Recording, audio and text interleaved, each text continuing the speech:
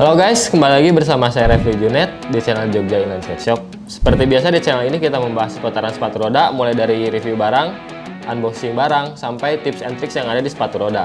Oke, yang seperti biasa, yang baru join ke channel ini, jangan lupa dipencet tombol subscribe-nya dan nyalakan lonceng notifikasinya di bawah ini ya teman-teman, supaya nggak ketinggalan video-video kita selanjutnya. Oke teman-teman, sekarang kontennya sedikit berbeda. Hari ini saya mau ngasih informasi atau pengetahuan tentang sepatu roda. Sekarang saya mau ngasih informasi tentang konfigurasi roda yang ada di inline skate teman-teman, atau di sepatu roda inline gitu teman-teman ya. Oke, tanpa berlama-lama, check this out. Nah oke teman-teman, sekarang ini udah ada dua tipe sepatu roda dengan konfigurasi yang berbeda ya teman-teman ya. Yang sebelah sini yang warna kuning ini dari Micro MT Plus ini, dia konfigurasi rodanya flat. Kalau dari yang ungu ini, dari Flying Eagle teman-teman, ini tuh konfigurasinya rodanya banana. Sekarang kita mulai dari yang ini dulu teman-teman, oke? Kita kepinggirin dulu. Nah ini teman-teman, ini dengan konfigurasi roda flat. Yang dimaksud dengan flat itu adalah konfigurasi roda yang nempel semua ke daratan atau ke tanah teman-teman, kayak gini. Nah jadi flat ini tuh, jadi mulai dari depan sampai belakang dia memakai diameter yang sama teman-teman, kayak gitu. Nah keunggulan dari konfigurasi roda flat itu teman-teman, dia untuk keseimbangannya benar-benar mantap teman-teman. Jadi di saat kita berpijak tuh semua rodanya mulai dari belakang sampai depan atau dari dampal sampai ujung jari itu semua nempel ke tanah teman-teman, untuk ngebantu keseimbangan kita. Jadi sepatu roda ini tuh cocok banget untuk yang baru belajar teman-teman atau pemula ya teman-teman ya. Yang mau mulai sepatu roda, mau mulai memakai sepatu roda, saya saranin pakai konfigurasi roda flat dulu teman-teman. Nah kekurangan dari konfigurasi roda flat ini, dia untuk manuver belok-beloknya dia sedikit kurang teman-teman. Kenapa? Karena dari konfigurasi roda flat itu, ini kan roda sepatunya nempel semua nih, dari depan sampai belakang tuh kayak gitu. Nah jadi di saat kita mau mencoba untuk belok-belok, memang sedikit susah teman-teman. Nah ini misalkan saya goyangin ya teman-teman ya, gerakin kiri kanan.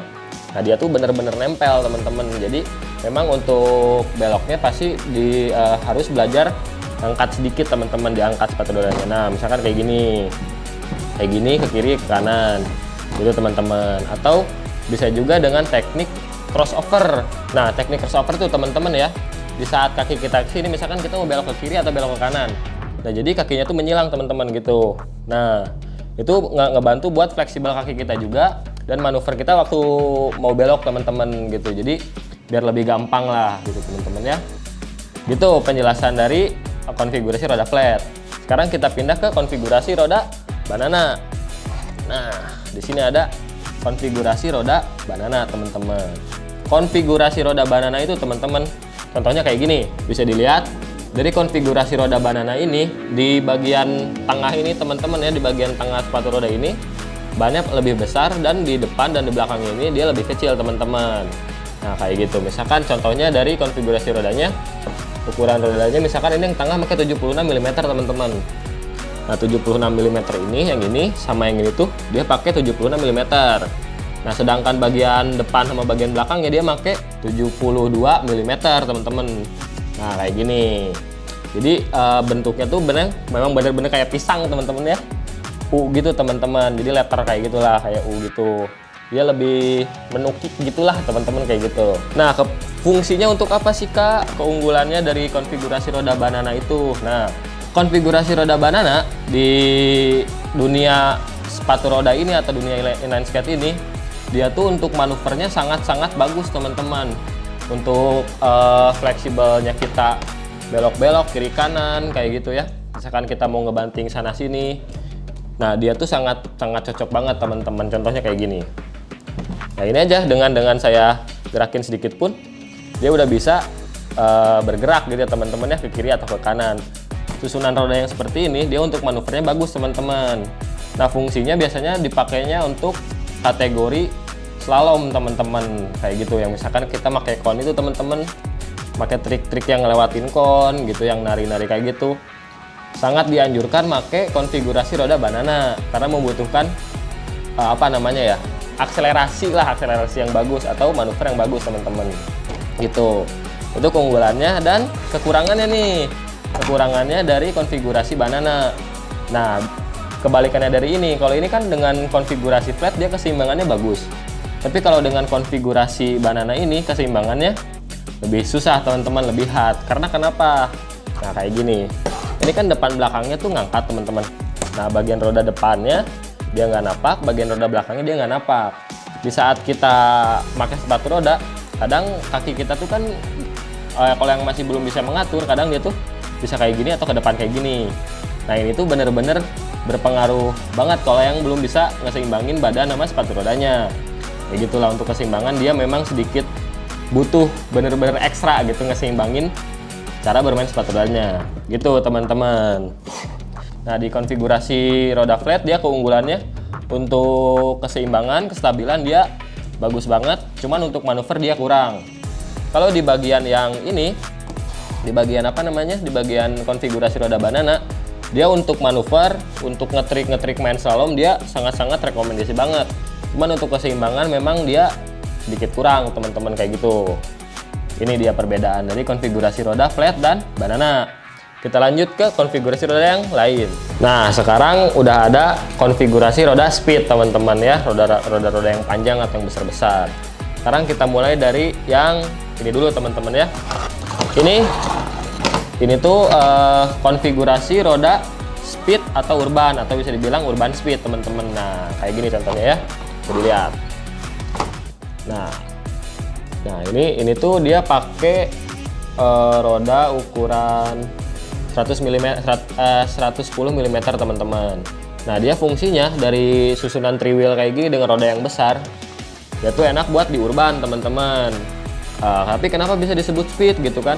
Karena dengan susunan roda yang besar kayak gini, dia tuh untuk lajunya dia lebih cepat dan lebih lama teman-teman. Dengan apa namanya ya, dengan satu push atau dorongan dia bisa melaju lebih cepat, sama ketahanannya lebih lama juga teman-teman kayak gitu. Nah ini dengan mountingnya yang sama ya teman-teman ya, bisa dilihat nih. Ini mounting ininya dia nggak lebih dari apa namanya, nggak lebih dari bootsnya teman-teman. Nah ini yang disebut dengan urban speed gitu teman-teman ya. Sekarang kita lanjut ke speednya yang besar ya teman-teman. Nah ini konfigurasi roda yang speed untuk di track teman-teman. Nah untuk di track kayak gini, rodanya besar-besar, susunan rodanya ada 4, dan mountingnya dia lebih dari sepatunya teman-teman kayak gini. Nah dari sepatu roda yang kayak gini tuh dia keunggulannya bener-bener sangat enak banget nih teman-teman untuk di kategori speed teman-teman ya, lebih peruntuknya karena sepatunya kayak gini. Dia lebih rekomendasi untuk di track teman-teman kayak gitu ya, atlet-atlet biasa sepatunya kayak gini, atlet speed. Nah keunggulannya dengan konfigurasi roda yang panjang kayak gini dan roda-rodanya besar kayak gini, untuk sekali nge-pushnya ya, untuk diri speednya dia bener-bener bagus banget ya, yang sangat-sangat cepat gitu teman-teman ya. Cuman seperti yang tadi konfigurasi roda flat ditambah dengan konfigurasi rodanya yang lebih dari bootsnya ini teman-teman ya, si mountingnya ini dia bener-bener sangat susah untuk belok teman-teman ya. Itu sangat dianjurkan untuk pakai teknik yang namanya crossover kayak gitu. Sekarang kita lanjut ke yang juniornya nih teman-teman. Nah ini junior speed teman-teman ya, bisa dilihat dulu. Nah kayak gini. Nah seperti yang saya tadi bilang, kalau speed itu rata-rata pasti rodanya lebih besar daripada sepatu roda yang biasanya gitu teman-teman ya, sepatu urban yang lain. Dan mountingnya pasti lebih dari sepatu rodanya teman-teman kayak gini. Nah ini kan lebih ke depan gitu ya, lebih condong ke depan sama ke belakang teman-teman. Nah itu fungsinya untuk supaya di saat kita nge-push, di saat kita main sepatu rodanya bener-bener ngejaga banget yang namanya perputaran roda tuh biar tahan lama gitu teman-teman, karena pakai ukuran roda yang besar. Jadi dari sepatu roda yang rodanya besar-besar kayak gini, atau bisa dibilang speed, untuk speed ya teman-teman ya, ini urban speed, ini speed yang di track, atau ini untuk beginner speed atau pemula, anak-anak yang pengen main cabang speed gitu teman-teman ya. Jadi dari konfigurasi roda yang besar-besar seperti ini tuh sangat bagus banget itu untuk kejar yang namanya speed, kecepatan, terus ketahanan perputaran rodanya. Nah poin kekurangannya dengan konfigurasi roda yang sangat besar kayak gini ya, besar-besar kayak gini dan panjang condong ke depan, dia tuh benar-benar susah untuk yang namanya keseimbangan untuk tingginya teman-teman ya. Mungkin kalau teman-teman yang biasa pakai sepatu roda yang maksimal 80 atau 76 masih bisa seimbang. Cuman kalau ini memang butuh adaptasi lagi untuk benar-benar ngejaga keseimbangannya teman-teman, karena kan memang di saat dipakai itu tinggi gitu teman-teman ya. Dan untuk beloknya kalau misalkan kayak gini, untuk manuvernya memang benar-benar sulit, benar-benar membutuhkan teknik yang namanya crossover gitu teman-teman ya. Segitu. Nah, kita lanjut ke konfigurasi roda selanjutnya. Oke, sekarang ada ini nih yang spesial nih teman-teman ya. Mungkin jarang dari kita gitu, kaum awam gitu ya. Ini ada beberapa konfigurasi yang jarang dipakai nih teman-teman. Sekarang kita mulai dari ini dulu ya. Oke, nah ini teman-teman, ini konfigurasi roda anti rocker. Apa sih Kak anti rocker itu? Anti rocker itu biasanya dipakai cabang atau kategori agresif teman-teman ya. Permainan inline skate yang ekstrim, teman, yang loncat-loncat, yang ngegran kayak gitu. Nah, gini susunannya ya. Bisa dilihat. Nah, ini rodanya kecil-kecil. Pasti di bagian tengah ini tuh kosong teman-teman. Nah, kayak gini. Itu fungsinya untuk apa sih Kak main anti rocker itu, konfigurasi anti rocker? Nah, konfigurasi anti rocker ini tuh lebih mendukung untuk yang namanya cabang agresif, karena di saat agresif itu kan benar-benar butuh ruang di bagiannya teman-teman ya untuk ngetrik yang namanya ngegrind atau ngetrik yang namanya loncat-loncat kayak gitu teman-teman, buat yang sangkutin sepatunya gitu ya. Misalkan kita loncat nyangkut nih ke obstacle-nya apa rintangannya, nah itu karena membutuhkan ruang di sini teman-teman ya, di bagian tengah ini tuh. Ini biasanya kan kalau ini ada rodanya nih teman-teman. Biasanya kalau anti rocker tuh di tengahnya pakai roda yang benar-benar kecil, atau enggak pakai roda sama sekali. Biasanya dipakainya cuma depan sama belakang gitu teman-teman. Oke, itu tadi keunggulannya. Kalau misalkan kekurangannya dari anti rocker ini, memang dari lajunya dia pasti sedikit lambat teman-teman ya, karena memang tumpuannya cuma dua roda di depan sama di belakang gitu.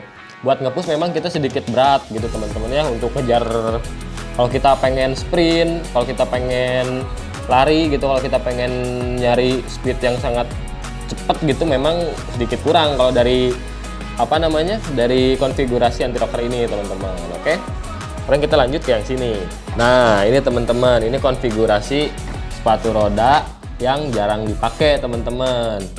Nah, ini tuh apa sih Kak? Nah, ini kok beda ya? Nih kita bisa dilihat dulu ya roda-rodanya. Bisa kelihatan bedanya apa?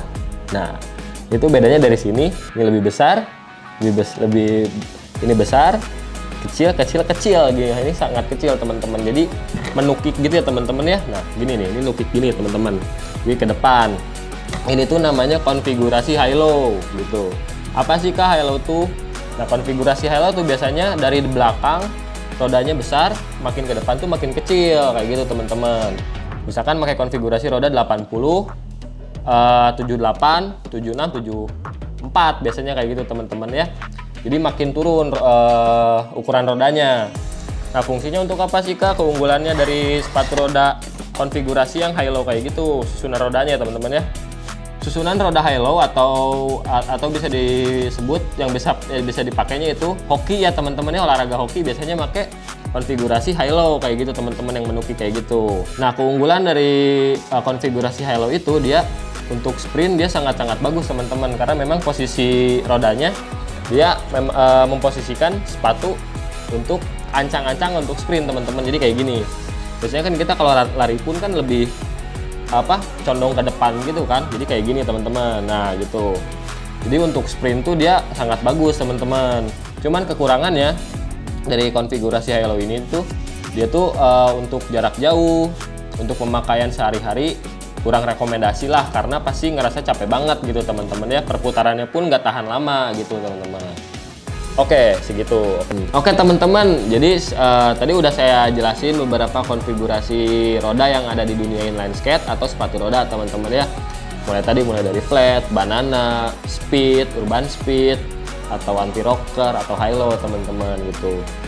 Jadi sekarang nanti teman-teman nggak perlu bingung-bingung lagi gitu kan, tinggal cocokkan sama kebutuhan kalian gitu. Apakah butuhnya buat main slalom, apakah butuhnya buat urban, apakah butuhnya buat agresif, atau main olahraga-olahraga yang lain dengan berhubungan dengan sepatu roda gitu teman-teman ya.